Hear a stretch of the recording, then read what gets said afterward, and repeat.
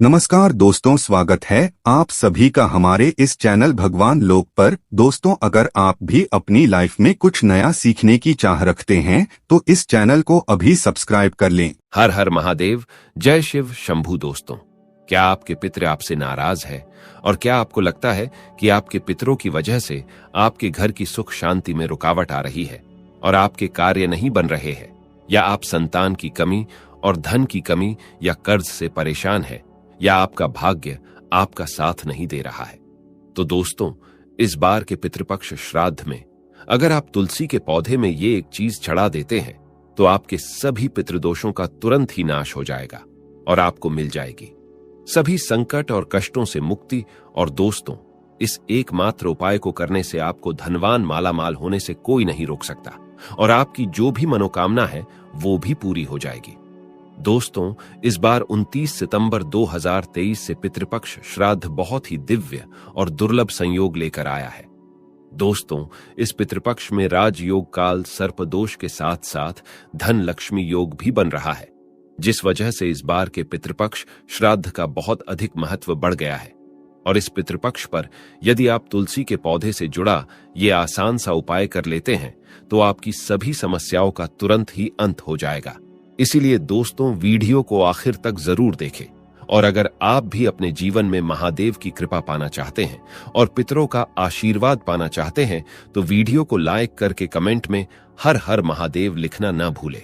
दोस्तों, पितृपक्ष की शुरुआत इस साल भाद्रपद मास के शुक्ल पक्ष की पूर्णिमा तिथि 29 सितंबर 2023 दिन शुक्रवार से हो रही है, जो 14 अक्टूबर 2023 दिन शनिवार तक रहेगा। पंचांग के अनुसार 29 सितंबर 2023 दिन शुक्रवार को दोपहर 3:26 तक भाद्रपद पूर्णिमा है। इसके बाद आश्विन मास के कृष्ण पक्ष की पहली तिथि प्रतिपदा शुरू हो जाएगी। इसीलिए पितृपक्ष से संबंधित सभी कार्य 14 अक्टूबर तक ही संपन्न कर लेना बेहतर होगा। दोस्तों, पितृपक्ष भाद्रपद माह की पूर्णिमा से शुरू हो जाते हैं और आश्विन मास की अमावस्या पर समाप्त होते हैं। अश्विन मास की अमावस्या को सर्वपितृ अमावस्या कहा जाता है। पितृपक्ष पूरे 16 दिनों के होते हैं। इन्हें श्राद्ध पक्ष और कनागत भी कहा जाता है। पितृपक्ष पितरों को समर्पित होते हैं। पितृपक्ष पूर्वजों के प्रति सम्मान और श्रद्धा के प्रतीक है। इस दौरान पितरों के निमित्त ही कार्य किए जाते हैं। किसी भी तरह का शुभ कार्य, विवाह, मुंडन, गृह प्रवेश आदि वर्जित रहते हैं। शास्त्रों के अनुसार पितृपक्ष अपने पूर्वजों के प्रति श्रद्धा भाव दिखाने का समय होता है। पितृपक्ष में पितरों के लिए तर्पण और पिंडदान किया जाता है। मान्यता है कि श्राद्ध पक्ष में पितृलोक से किसी न किसी रूप में अपने स्वजनों से मिलने के लिए धरती पर आते हैं और स्वजनों के द्वारा भोजन और भाव ग्रहण करते हैं। ब्रह्म वैवर्त पुराण में बताया गया है कि देवी देवताओं को प्रसन्न करने से पहले मनुष्य को अपने पितरों को प्रसन्न करना अति आवश्यक है, क्योंकि जिसके पितर उससे नाराज होते हैं उससे सभी देवी देवता भी रुष्ट हो जाते हैं। पितरों की इस नाराजगी को पितृदोष भी कहा जाता है। पितृपक्ष पितरों को प्रसन्न करने के बहुत ही खास दिन होते हैं। माना जाता है कि पितृपक्ष के दौरान श्रद्धापूर्वक किए गए छोटे से प्रयास से ही पितृ प्रसन्न हो जाते हैं और पितृदोष से मुक्ति मिलती है। आज के इस वीडियो में हम आपको पितरों को प्रसन्न करने का एक बहुत ही आसान और असरकारक उपाय बताने जा रहे हैं। इस उपाय को करने से पितृ प्रसन्न और तृप्त होते हैं। पितरों को शांति मिलती है। पितृ प्रसन्न होकर अपने परिवारजनों को पितृदोष से मुक्ति का आशीर्वाद देते हैं। पितृदेव के साथ साथ भगवान विष्णु और मां लक्ष्मी जी की कृपा से सभी कष्टों और संकटों से छुटकारा मिलता है और घर में सुख समृद्धि आती है।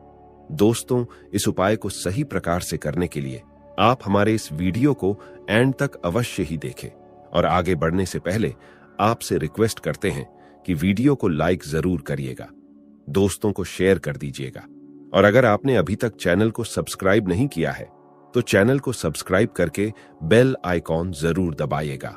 तो आइए जानते हैं इस उपाय के बारे में। दोस्तों, वैसे तो इस उपाय को आप पितृपक्ष में किसी भी दिन कर सकते हैं, लेकिन इस उपाय को पितृपक्ष में आने वाले गुरुवार और एकादशी के दिन अवश्य ही करना चाहिए, क्योंकि गुरुवार और एकादशी का दिन भगवान श्री हरि विष्णु को समर्पित है और शास्त्रों में बताया गया है कि भगवान विष्णु जी ही पितृदेव है, यानी कि पितरों को प्रसन्न करने के लिए भगवान विष्णु जी को प्रसन्न करना अति आवश्यक है।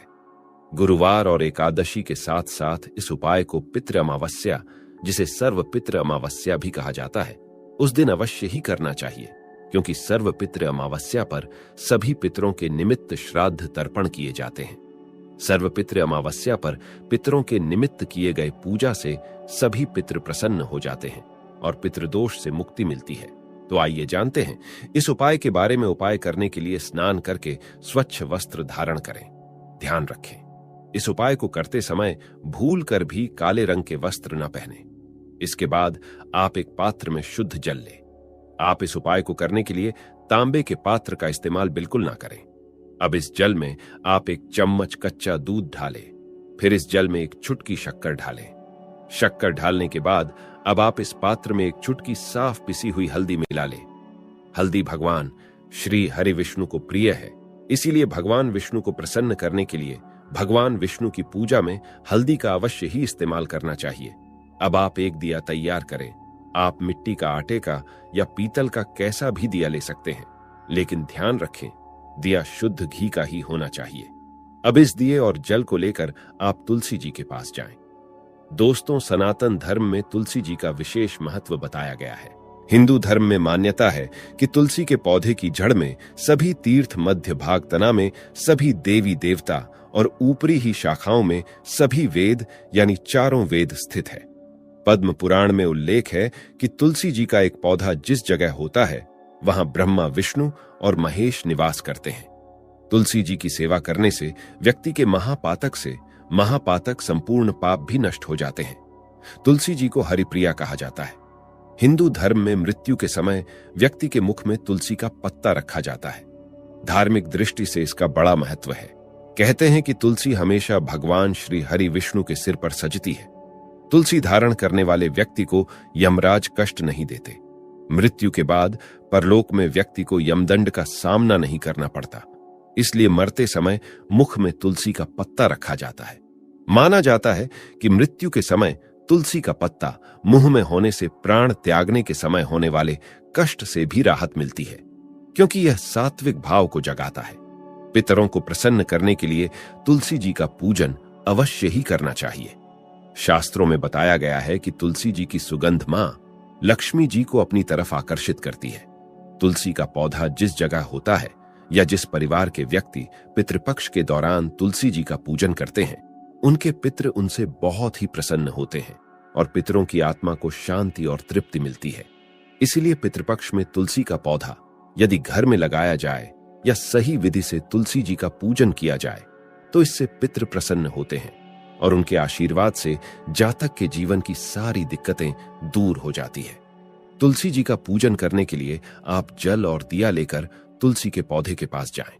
अब आप पूर्व दिशा की तरफ मुंह करके खड़े हो जाएं, यानी आपको इष्ट की तरफ अपना मुंह कर लेना है, जहां से सूर्योदय होता है। इसके बाद आप भगवान विष्णु जी और मां लक्ष्मी जी को प्रणाम करें, तुलसी माता को प्रणाम करें, पितृदेव को प्रणाम करें। फिर आप भगवान विष्णु जी के 12 मंत्र ओम नमो भगवते वासुदेवाय का जाप करते हुए तुलसी जी पर यह जल अर्पित करें। जल अर्पित करने के पश्चात अब आप तुलसी जी के सामने शुद्ध घी का दिया जलाएं। फिर आप भगवान विष्णु के इसी मंत्र ओम नमो भगवते वासुदेवाय का जाप करते हुए तुलसी जी की 11 परिक्रमा करें। तुलसी जी की परिक्रमा करने के पश्चात अब आप तुलसी जी को प्रणाम करें और भगवान विष्णु जी के महामंत्र ओम नमो भगवते वासुदेवाय का 108 बार जाप करें।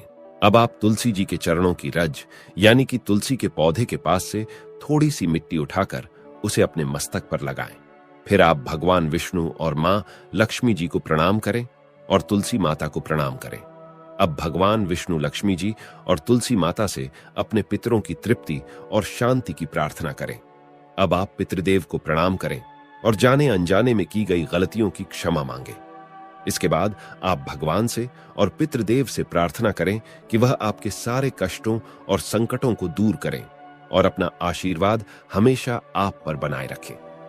भगवान से पितृदोष से मुक्ति की भी प्रार्थना करें।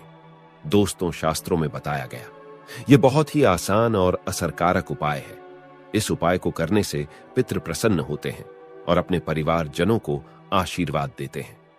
पितरों के आशीर्वाद से ही जीवन की सारी दिक्कतें दूर हो जाती है और पितृ दोष से छुटकारा मिलता है। भगवान विष्णु और मां लक्ष्मी जी और तुलसी माता की कृपा से घर में सुख समृद्धि आती है। इस उपाय को करते समय कुछ बातों का विशेष ध्यान रखें। महिलाएं पीरियड्स के दौरान इस उपाय को ना करें। तुलसी जी का पूजन करने से पहले स्नान अवश्य ही करें। तुलसी जी का इस तरह पूजन रात्रि के समय या संध्या काल के समय भूलकर भी ना करें। तुलसी जी का पूजन रविवार के दिन भी ना करें। साथ ही इस बात का भी ध्यान रखें कि तुलसी जी का पूजन आप ऐसे ही करें जो मंदिर में लगी हो या आपके खुद के घर में हो, अशुद्ध जगह पर लगी। तुलसी जी का पूजन आप भूलकर भी ना करें और तुलसी जी का पूजन जूते चप्पल पहनकर भी ना करें। तुलसी जी का पूजन करते समय इन बातों का विशेष ध्यान रखें। दोस्तों, आइए जानते हैं कि कुंडली में पितृदोष का निर्माण कैसे होता है और इससे कैसे बचा जा सकता है। दोस्तों, हिंदू धर्म में पूर्वजों का बहुत महत्व दिया जाता है। उनकी आत्मा की शांति के लिए व्यक्ति श्राद्ध पिंडदान करते हैं। हर महीने की अमावस्या तिथि के अलावा पितृपक्ष के 15 दिन पितरों को ही समर्पित होता है। इस समय पितरों की आत्मा की शांति के लिए और उनका आशीर्वाद पाने के लिए श्राद्ध, तर्पण, पिंडदान, दान पुण्य आदि किया जाता है। वहीं पितरों के नाराज होने पर कुंडली में पितृदोष का निर्माण हो जाता है। पितृदोष के कारण जीवन में कई तरह की समस्या उत्पन्न हो जाती है। इसके साथ ही मनुष्य कई तरह के कष्टों का सामना करता है। ऐसे में आइए जानते हैं कि कुंडली में पितृदोष का निर्माण कैसे होता है और इससे कैसे बचा जा सकता है। ज्योतिष शास्त्र के अनुसार जब हमारे पूर्वजों की आत्माएं तृप्त नहीं होती, 84 लाख योनियों में भटकते रहते हैं, तो ये आत्माएं पृथ्वी लोक में रहने वाले अपने वंश के लोगों को कष्ट देती हैं। इसी कष्ट को ज्योतिष शास्त्र में पितृदोष कहा गया है। मान्यताओं के अनुसार मृत्यु लोक से हमारे पूर्वजों की आत्माएं अपने परिवार के सदस्यों को देखती रहती हैं। जो लोग अपने पूर्वजों का अनादर, उनके बताए गए रास्ता पर नहीं चलते हैं या उन्हें कष्ट पहुंचाते हैं, जिस कारण इससे दुखी दिवंगत आत्माएं उन्हें शाप देती हैं, इसी शाप को पितृदोष माना जाता है। ज्योतिष शास्त्र के अनुसार जब किसी व्यक्ति की कुंडली के लग्न भाव और 5वें भाव में सूर्य, मंगल और शनि विराजमान होते हैं तो पितृदोष का निर्माण हो जाता है। इसके अलावा कुंडली के अष्टम भाव में गुरु और राहु एक साथ आकर बैठते हैं तो भी पितृदोष का निर्माण होता है। जब कुंडली में राहु केंद्र में या त्रिकोण में मौजूद होता है तो पितृदोष बनता है। इसके अलावा जब सूर्य, चंद्रमा और लग्नेश का राहु से संबंध होता है तो जातक की कुंडली में पितृदोष बनता है। जब कोई व्यक्ति अपने से बड़ों का अनादर करता है या फिर उसकी हत्या कर देता है तो ऐसे व्यक्ति को पितृदोष लगता है और जीवन नरक बन जाता है। जब किसी व्यक्ति की कुंडली में पितृदोष का निर्माण होता है तो ऐसे व्यक्ति को अपने जीवन में कई तरह की बाधाओं का सामना करना पड़ता है। ऐसे व्यक्ति के विवाह में देरी होती है, विवाह टूट सकती है, तलाक की स्थिति उत्पन्न हो जाती है, वैवाहिक जीवन में हमेशा तनाव बना रहता है। ऐसी महिलाओं को गर्भधारण में समस्याएं आती हैं, बच्चे की अकाल मृत्यु हो सकती है, जीवन में कर्ज और नौकरी में परेशानियां आती रहती हैं। इसके अलावा ऐसे लोगों के घर में या परिवार में आकस्मिक निधन या दुर्घटना हो सकती है। लंबे समय से किसी बीमारी के चलते परेशान रह सकते हैं। परिवार में विकलांग या अनचाहे बच्चे का जन्म हो सकता है। ऐसे व्यक्ति को बुरी आदतों की लत भी लग सकती है। पितृदोष होने पर मिलते हैं ये संकेत। यदि किसी जातक की कुंडली में पितृदोष हो तो उसे अपनी जीवन में कई तरह के कष्ट झेलने पड़ते हैं। पितृदोष के कारण शादी में भी बाधा आती है। ऐसे में विवाह में देरी होने लगती है, समय से शादी नहीं हो पाती है। पितृदोष के कारण वंश वृद्धि रुक जाती है। ऐसे में संतान प्राप्ति में बाधा आ जाती है। इसके साथ ही संतान के करियर से संबंधित भी समस्या उत्पन्न हो जाती है। अगर किसी जातक के कुंडली में पितृदोष होता है तो वह कई तरह की बीमारियों से ग्रसित हो जाते हैं। समय समय पर उनका सेहत बिगड़ने लगता है। धीरे धीरे वह मानसिक तनाव में आना शुरू हो जाते हैं। पितृदोष से मुक्ति के लिए करें उपाय। पितृदोष धन हानि और परिवार की तरक्की में रुकावट का कारण बनता है। कई कोशिशों के बाद भी व्यक्ति को सफलता नहीं मिल पाती है। पितरों के नाराज होने से व्यक्ति कंगाली की ओर चला जाता है। इसके साथ ही परिवार को आर्थिक तंगी का भी सामना करना पड़ता है।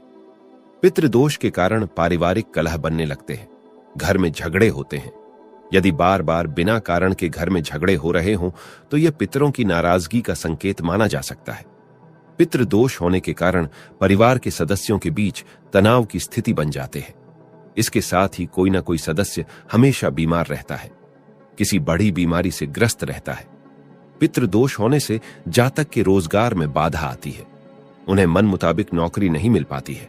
पितृदोष से मुक्ति के लिए करें ये आसान उपाय।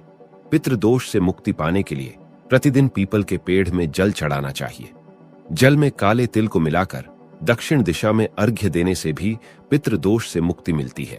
अमावस्या और पितृपक्ष में श्राद्ध, पिंडदान आदि कर्म करने से भी पितृदोष से मुक्ति पाया जा सकता है। इसके साथ ही इस उपाय को करने से न केवल पितृदोष से मुक्ति मिलती है, साथ ही इससे पितर भी प्रसन्न होते हैं। पितृदोष को दूर करने के लिए पितृपक्ष में स्वर्ण दान करना भी सबसे लाभकारी माना जाता है। कुंडली में पितृदोष से मुक्ति के लिए व्यक्ति को अपने घर में हर अमावस्या पर श्रीमद् भागवत के गजेंद्र मोक्ष अध्याय का पाठ करना चाहिए।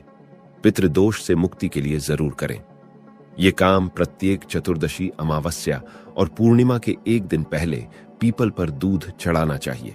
ऐसा करने से न केवल पितृदोष से छुटकारा मिलेगी बल्कि कालसर्प दोष से भी मुक्ति मिलेगी।